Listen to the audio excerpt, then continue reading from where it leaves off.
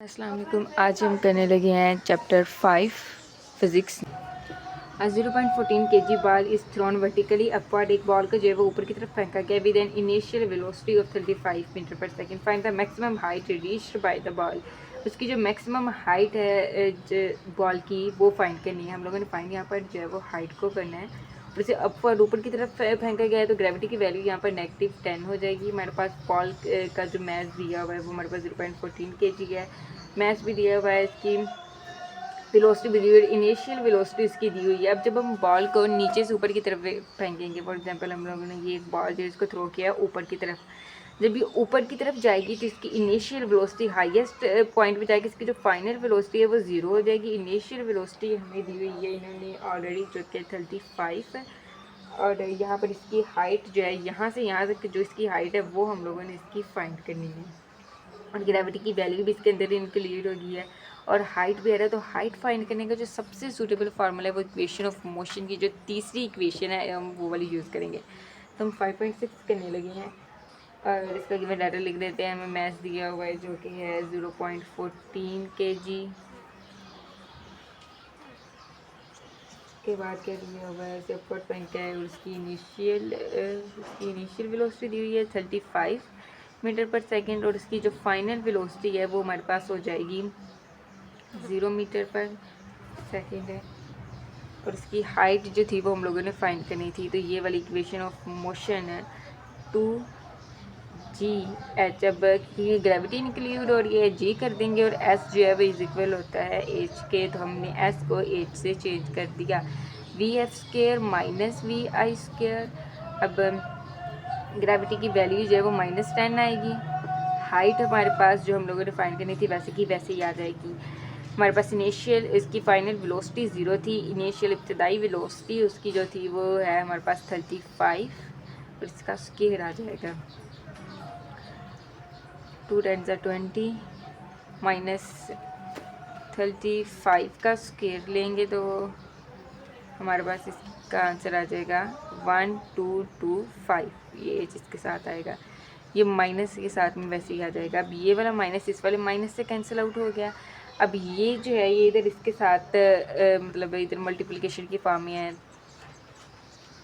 ये वाला जो 20 है सॉरी ये इधर मल्टीप्लाई और एच के साथ जब दूसरी तरफ जाएगा तो इसके साथ जाके डिवाइड हो जाएगा। यहाँ पर आ गया 20, तो 120 को 20 पे डिवाइड कर देंगे, हमारे पास आंसर आ जाएगा h is equal to 61.25। Height की बात हो रही है तो इसका यूनिट हम यहाँ पर मीटर लगा देंगे। ये हो गया हमारे पास अगला क्वेश्चन भी। ये कौन सा क्वेश्चन था? 6 वाला क्वेश्चन है ये, 5.6 भी हो गया हमारा। ठीक है, सिंपल। यहाँ पर उन्होंने हमें हाइट फाइंड करने के लिए कहा था, हमारे पास उन्होंने इनिशियल वेलोसिटी बताई हुई थी। अब जब कोई चीज़ नीचे से ऊपर फेंकती है तो जब वो हाईएस्ट पॉइंट पे जाके रुकती है तो उसकी फाइनल वेलोसिटी 0 हो जाती है। जब कोई चीज़ ऊपर से नीचे फेंकते हैं, जब ऊपर से नीचे फेंकते हैं ऊपर वो रेस्ट की फॉर्म में थी तब उसकी इनिशियल वेलोसिटी 0 हो जाती है और फाइनल वेलोसिटी हमने फाइंड करनी होती है। तो इसकी जो फाइनल वेलोसिटी अब ये उसके अपोजिट हमने नीचे से ऊपर फेंका है तो इसकी जो इनिशियल फाइनल वेलोसिटी थी वो 0 होगी। इनिशियल वेलोसिटी उन्होंने हमें दी हुई थी। उसके बाद हमारे पास ग्रेविटी की वैल्यू भी मौजूद थी और हमें एच फाइंड करने के लिए कहा था, तो हमने जो है वो मोशन की तीसरी इक्वेशन अप्लाई की थी यहाँ पर by applying third equation of motion. Urdu medium English medium दोनों यही इसी तरह ही सारा होता है, सारा इसी तरह ही लिखना होता है। अगर आपने उर्दू में लिखना है तो यहाँ पर हम लिख सकते हैं मोशन की तीसरी इक्वेशन अप्लाई करने से। यहाँ आप इंग्लिश में मोस्टली जो है वो न्यूमेरिकल को सॉल्व करके देते हैं, यानी कि गिवन डाटा लिख लिया, टू फाइंड लिख लिया और आगे बस फार्मूला लगाने से पहले हमने ये लिख लेना है एज वी नो डैट, नीचे फार्मूला लगा के अंदर वैल्यूज़ को पुट करें और आंसर आ जाना है। बस स्टेटमेंट पढ़नी होती है, स्टेटमेंट की समझ होती है, बाकी सारा जो न्यूमेरिकल है वो ऐसे ही होना होता है।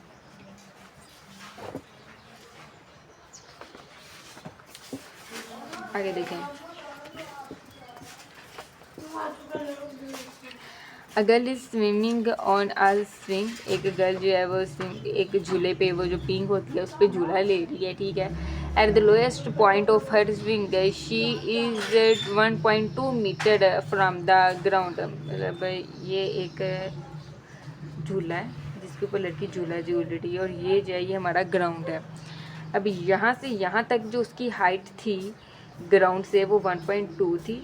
अब ये जब ये झूला झूलेगी तो ऑब्वियसली बात है ये आगे को जाएगी। जब ये आगे को गई at the point she 0.0 from the height, जब वो आगे हुई एट द हाइएस्ट पॉइंट, ये इसका हाइएस्ट पॉइंट है जहाँ पर ये पहुँची, तब उसकी जो ग्राउंड से हाइट थी वो 2 मीटर थी from the ground. What is the maximum velocity and where, what is the maximum velocity, इसकी मैक्सिमम वेलोसिटी क्या होगी और वो कहाँ पर होगी, हम लोगों ने जो है वो ये फाइंड करना है। अब फिर से वही बात, जब हम लोगों ने बॉल को नीचे से ऊपर फेंका था तो वो एक हाईएस्ट पॉइंट पे रुकी थी, तब उसकी फाइनल वेलोसिटी जो थी वो 0 हो गई थी। बिल्कुल इसी तरह जब ये हाईएस्ट पॉइंट पे जाएगी यहाँ पर, तब इसकी जो फाइनल वेलोसिटी है, ये यहाँ से उसने झूला शुरू किया था ना, तो यहाँ से लेके यहाँ तक जब ये जाएगी एक हाईएस्ट पॉइंट है, तब इसकी फाइनल वेलोसिटी 0 हो जाएगी। तो इसका मतलब है हमने इसकी इनिशियल वेलोसिटी फाइंड करनी है। और इनिशियल वेलोसिटी उसकी होगी कहाँ पर, यहाँ पर। जब अगर ये हमारा हाईएस्ट पॉइंट है, ये उन्होंने कहा है ना, कहते हैं हाईएस्ट पॉइंट शीज में, ये वाला हाईएस्ट पॉइंट है जहाँ पर उसकी इनिशियल वेलोसिटी 0 है, तो ये जहाँ से उसने स्टार्ट किया था वो उसका लोएस्ट पॉइंट होगा। तो वेयर का आंसर तो हमें यहीं से मिल गया कि eight the lowest position, lowest point, lowest position कह लें, और आगे जो पर उसकी जो वेलोसिटी है वो हम लोगों ने फाइंड करनी है। तो चलिए फाइंड करते हैं।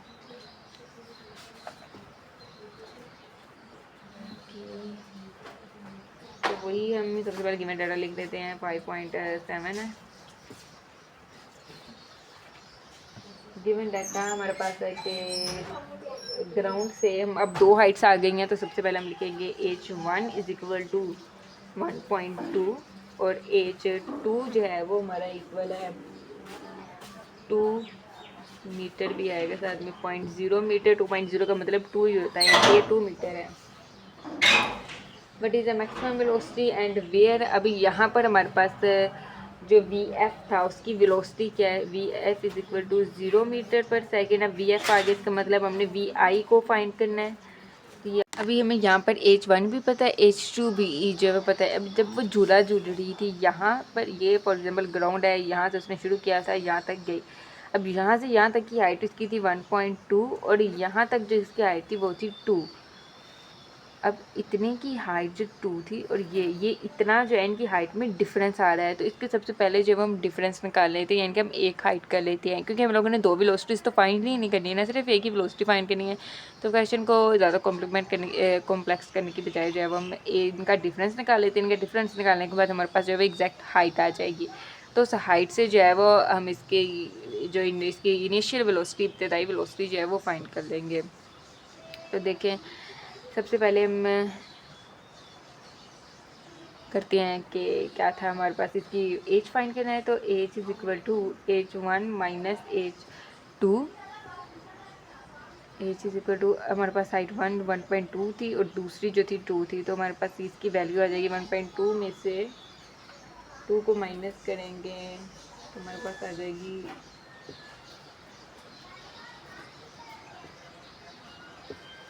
0.8।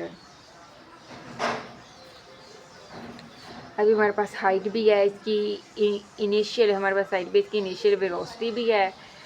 और जो हमने क्या फाइंड करना है, फाइनल वेलोसिटी पे इनिशियल वेलोसिटी फाइंड करनी है। हाइट इंक्रीज हो गया तो वही तीसरी इक्वेशन लगाएंगे और हम इससे जो है ये सब कुछ है वो फाइंड कर लेंगे। V F square 2, gravity include हो गई है। अब उसने झूलना शुरू किया तो उसने यहाँ से वो यहाँ गई है, यानी कि नीचे से ऊपर की तरफ गई है, तो ग्रेविटी की वैल्यू जो है वो नेगेटिव हो जाएगी और बाकी वैल्यूज़ को पुट करेंगे। हाइट जो है वो भी फाइंड की है। फाइनल उसकी वेलोसिटी जब हाईएस्ट पॉइंट पे गई तब वो 0 हो गई, माइनस वी आई स्क्वायर जो कि हम लोगों ने फाइंड करना है। उनको आपस में मल्टीप्लाई कर देते हैं। 2 multiply 10 multiply 0.8 which is equal to 16 आ जाएगा, माइनस था हमारे पास 16।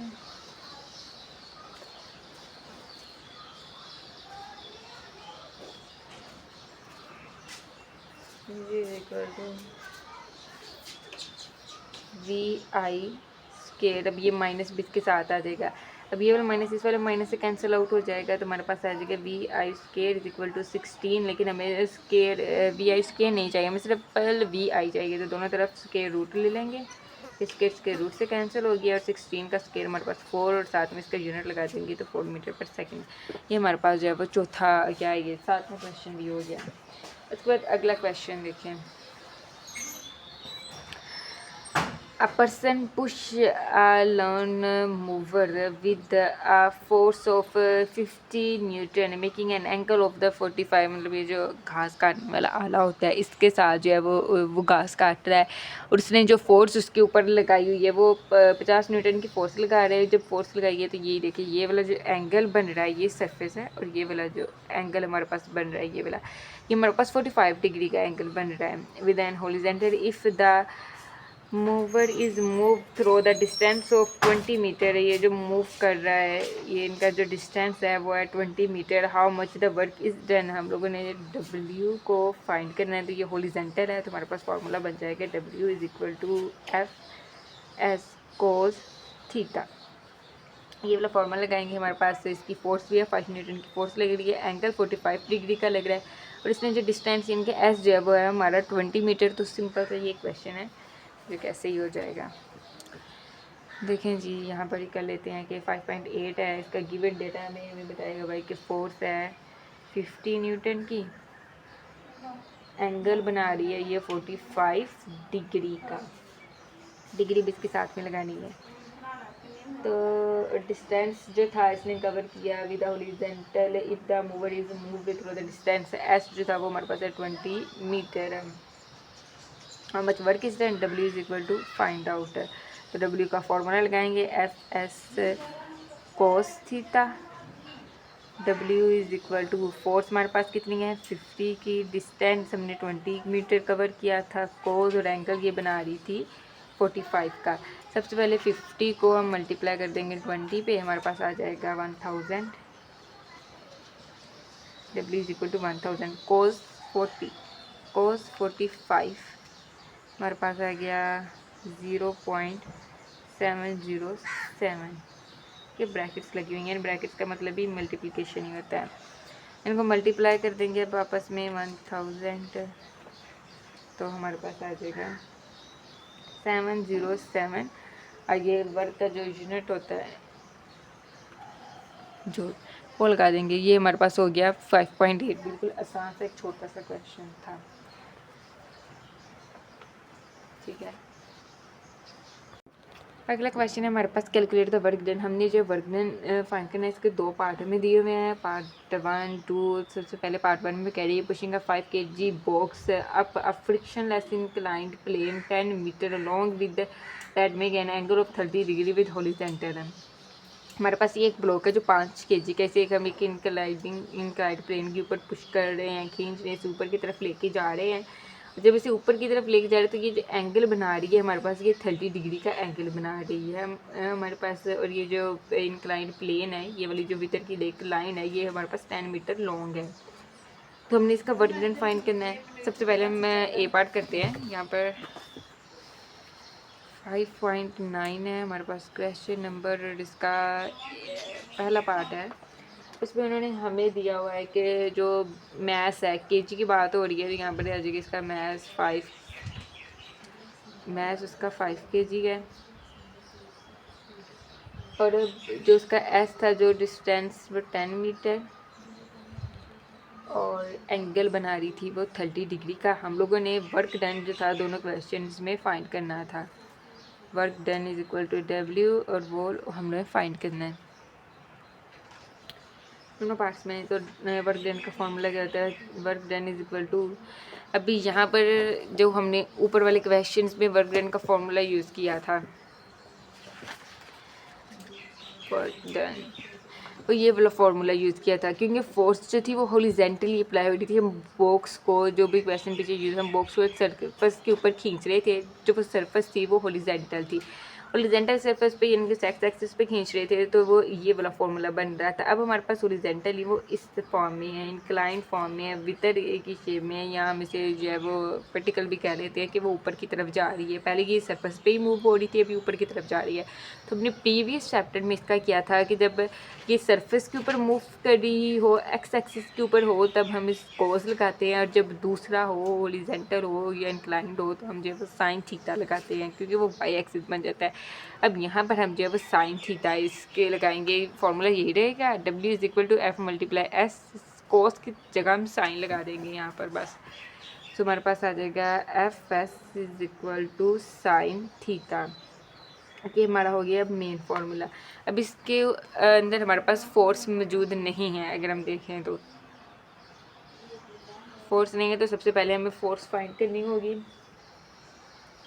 तो जैसे कि हमें पता है हमारा F इक्वल होता है W के, और W इक्वल होता है mg के। मैथ हमें दिया हुआ है जो कि है 5 kg, और फोर्स ग्रेविटी की वैल्यू होती है हमारे पास 10 g की वैल्यू। 5 को 10 के साथ मल्टीप्लाई करेंगे तो यहाँ पर 80 आ जाएगा। तो हमारे पास W यानी कि फोर्स जो है वो आ जाएगी 50 न्यूटन की। तो हमारे पास फोर्स निकला है। अब इस फॉर्मूले में वैल्यूज़ को पुट करें। W is equal to force हमारे पास कितनी है 50, डिस्टेंस इसने कवर किया है 10, और बाद में साइन थीटा था हमारे पास एंगल 30 डिग्री। ठीक है,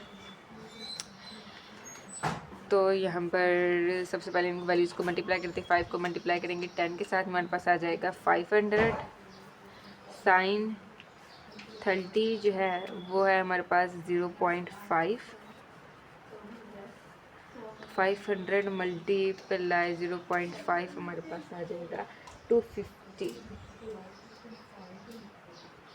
और हम वर्क फाइंड करने, और वर्क का क्या यूनिट होता है, वर्क का यूनिट जूल होता है। ठीक है, ये हमारे पास हो गया ए पार्ट। अब इसके बी पार्ट में देखिए वह क्या कह रहा है।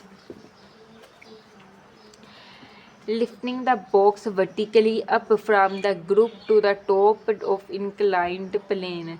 अभी हम जो है बॉक्स को वर्टिकली अप कर रही है फ्रॉम द ग्राउंड। ये वाला हमारा फॉर एग्जांपल, अब जो हमारा पहले हमने इंक्लाइन से यहाँ से पुल किया है हमने, अब वो कह रहा है कि ये यहाँ पर हमारा बॉक्स पड़ा हुआ है, इसको जो है वो हम ऊपर खींच रहे हैं, और यहाँ पर इस टॉप पे लेके जाना है हम लोगों ने। ग्राउंड से ऊपर, from the ground to the top of the inclined plane, यहाँ पर इस प्लेन की इंक्लाइंड पे लेके जाना है। तो अब हमारा वर्क डन क्या होगा, उन्होंने पहले कहा कि वर्क डन फाइंड करना है, तो इसके लिए हम लोगों ने दोबारा से वर्क डन फाइंड करते हैं। पहले हम इंक्लाइंड प्लेन की तरफ, यानी कि इस फॉर्म में वितर की फॉर्म में था। ठीक है, इसे क्या कहते हैं, हाइपोटेनस कहते हैं इंग्लिश में, और उर्दू में इसे वितर कहा जाता है। तो इस तरह से था, मतलब इसे यहाँ से यहाँ तक लेके जा रहे थे। अब वो कह रहे हैं जो उसका बी पार्ट है, सेकंड पार्ट है, उसमें वो कह रहे हैं कि ये से सीधा हॉरिजॉन्टली यहाँ पर बोक्से से यहाँ तक हम लोगों ने लेके जाना है। तो हमारी इंक्लाइंड प्लेन है, यानी कि ये हमारे पास फॉर एग्जांपल कि इस तरह एक हमारे पास ट्राइंगल बन गई। अब इस ट्राइंगल में हमारे पास ये इसकी बेस है, ये बेस है, ये इसकी क्या बोलते हैं इसको, ये इसका परपेंडिकुलर है, ये इसका हाइपोथेसिस है, हाइपोथेसिस बार बार निकल जा रहा है, हाइपोथेसिस है ये इसका। ठीक है, तो ये हमारी बेस आ गई। तो अब हम एक फॉर्मूला यूज़ करते हैं मैथ की ज्योमेट्री में। पता नहीं अभी तक आप लोगों ने पढ़ा है मैथ में या नहीं, लेकिन मैथ में यहाँ पर एक फॉर्मूला आता है कि साइन थीटा। अब हम हॉरिजॉन्टल कर रहे हैं, सॉरी वर्टिकल कर रहे हैं ना, तो वर्टिकल फोर्स अप्लाई हो रही है, तो इसका मतलब है कि हम साइन थीटा को यूज़ करेंगे। Sine theta is equal to perpendicular divided by hypotenuse. अब यहाँ पर हमारा जो परपेंडिकुलर है वो हो गया एच हाइट जो थी ये वाली जो हमारी परपेंडिकुलर थी। ठीक है, और ये जो हमारा हाइट था ये वाला, इसके इंक्लाइंट का जो हमें दिया हुआ था वो दी हुई थी उन्होंने 10 मीटर। बेस इसमें इंक्लूड नहीं है। हमारे पास जो साइन का एंगल था थीटा में दिया हुआ था उन्होंने 30 डिग्री। ऊपर वाले के प्रीवियस पार्ट में इन्होंने हमें सब कुछ बताया हुआ है। एंगल जो था वो हमारे पास 30 डिग्री था। ये जो प्लेन था इसका, ये वाली जो ये है, ये हमारे पास 10 मीटर की थी। तो यहाँ पर ऊपर ये परपेंडिकुलर जो है वो हमने फाइंड करना है, जो कि एच की इक्वल है, और हाइप ये हमारे पास हो जाएगी 10। सबसे पहले साइन थीटा निकालें। साइन थीटा हमारे पास कितना आता है, हमारे पास साइन 30 है, वो आ गया 0.5। अब ये 10 जो था इधर इसके साथ डिवाइड हो रहा है, लेकिन जब ये दूसरी तरफ जाएगा तो इसके साथ मल्टीप्लाई हो जाएगा। तो 10 को हम 0.5 के साथ मल्टीप्लाई अगर कर दें तो हमारे पास आंसर आ जाएगा 5। हमारे पास एच की वैल्यू आ गई 5। अभी ये हमारे पास हाइट इसकी निकल आई कि इसकी हाइट कितनी थी। अब अगर देखें कि किस यहाँ पर हम लोगों ने फाइंड इसका वर्क डन अभी फाइंड करना था, अभी हमने सिर्फ इसकी हाइट निकाली है। तो जो हमने प्रीवियस क्वेश्चन में भी एक पढ़ा है कि किसी चीज़ की जो हाइट पोजीशन की वजह से जो वर्क डन किसी चीज़ का होता है वो होता है पोटेंशियल एनर्जी की इक्वल है। Potential energy equal to work done put the block into the elevated position. किसी चीज़ की पोजीशन की वजह से जो होती है ना देन एनर्जी जो उसकी होती है उसको वो तो जब वो वर्क डन करती है वो पोटेंशियल एनर्जी, तो पोटेंशियल एनर्जी का हम फॉर्मूला लगाएंगे एज वी नो डैट, यहाँ पर लिखेंगे as we know that W is equal to E potential energy, और पोटेंशियल एनर्जी हमारे पास इक्वल होती है mg। इसके हमें इसका मैथ जो था ये देखो ऊपर दिया हुआ है जो कि है 5 kg। उसकी हाइट अभी हम लोगों ने कैलकुलेट की है जो कि 5 है, और ग्रेविटी की वैल्यू आ जाएगी साथ में।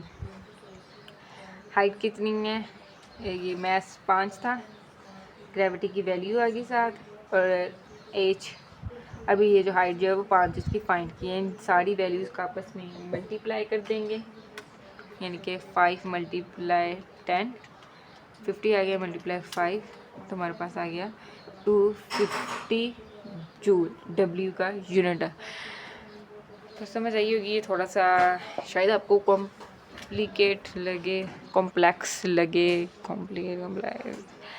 ये बस सिंपल था। ऊपर वाला ये वाला पार्ट तो बिल्कुल ही सिंपल था ना, कि हम लोगों ने यहाँ पर कोस थीटा की जगह साइन थीटा यूज़ करना था एक, और दूसरा हमारे पास एफ का फॉर्मूला फोर्स नहीं थी तो हम लोगों ने फोर्स फाइंड कर ली mg की वजह से। हम लोगों ने फोर्स फाइंड कर ली, उसके बाद इस वाले फार्मूले में हमने वैल्यूज़ को पुट कर दिया। दूसरा साइन थीटा भी ये बिल्कुल आसान था, ये एक राइट ट्रायंगल है, मैथ में आप लोगों ने पढ़ा होगा, बहुत आसान सा। ये भी एक राइट ट्रायंगल वाला होता है कि हमारे पास ये एक ट्रायंगल बन गई है, उसकी हर ट्रायंगल की 3 साइड्स होती हैं। ये नीचे वाली जो साइड होती है उसको बेस कहते हैं, ये इस तरह जो टेढ़ी फॉर्म में होती है तो उसको जो है वो हम हाइपोटेनस कहते हैं, और ये वाली जो हमारी सीधी परपेंडिकुलर होती है उस लाइन के ऊपर बिल्कुल वर्टिकली सीधी खड़ी होती है उसको जो है वो हम परपेंडिकुलर कहते हैं। अब जो हाइट जो थी वो ऐसे ही थी ना, ये हम लोगों ने जो बॉक्स को पुल करना था, हमने बॉक्स को यहाँ से यहाँ तक लेके जाना था, तो इसकी जो हाइट थी वो इस फॉर्म में थी। ये वाली जो है ये इसकी हाइट है, इसका मतलब तो एच जो है हम लोगों ने फाइंड करना था। तो हमने कह दिया हमारी जो परपेंडिकुलर है वो इज इक्वल है एच के, और ये वाली जो थी हमें बताई हुई इसकी हाइट उन्होंने हमें पहले ही बताई हुई थी कि ये हाइट जो है वो 10 मीटर की है, और जो एंगल हमारा इनके दरमियान में बन रहा था वो था 30 डिग्री का हमारे पास जो था वो एंगल बन रहा था। हमारे पास सारी चीज़ रिक्वायर्ड है। इसमें से हमने एच की वैल्यू ये वाला साइन थीटा, अब ये क्योंकि हमने इसे ऊपर की तरफ करना था तो इसका मतलब है कि हमने साइन थीटा फाइंड करना। साइन थीटा जो है हमारा इक्वल होता है परपेंडिकुलर ओवर हाइपोटेनस। तो हमने जो है साइन थीटा, हमारे पास एंगल जो था 30 डिग्री वो अवेलेबल था वो लगाया। हाइट है परपेंडिकुलर हमारा हाइट के इक्वल होता है, हाइट जो था वो हमारे पास इक्वल था 10 मीटर। ये यहाँ तक जो इसका डिस्टेंस था वो 10 मीटर का था, ये 10 आ गया। अब इसमें से हमने हाइट की वैल्यू निकाल दी। हाइट की वैल्यू निकालने के बाद हमने वर्क डन में इसकी वैल्यूज़ को पुट कर दिया, ये हमारे पास आंसर आ गया दोनों का ही। दोनों का आंसर